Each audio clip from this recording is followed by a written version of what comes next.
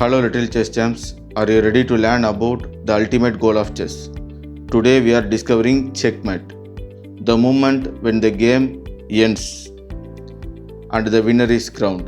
Let's jump in. What is checkmate? Checkmate happens when the king is in check and there is no way to escape. It is like being surrounded by other pieces. There is no place to hide. Let's break it. The king cannot move into safe square and no pieces can block the attack. The attacking piece cannot be captured. For example, queen is coming into c3 and in this position we can analyze. So the king, the number one rule, the king need to escape for the safe square. So it can't go here, it can't go here, it can't go here, it can't go here, so it can't go here. So the number one rule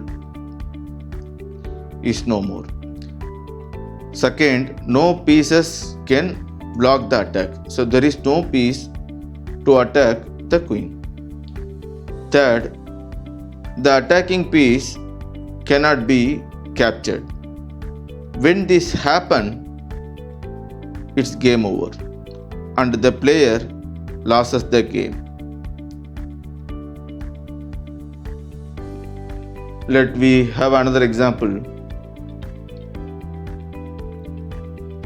In this position, let me white to move. White is going into h5. So the black king is on checkmate. How it is checkmate? The king cannot move into safe square. No pieces block the attack. The attacking piece cannot be captured. Understanding this pattern will help you to deliver checkmate in your own games. Fantastic work, little chess champs.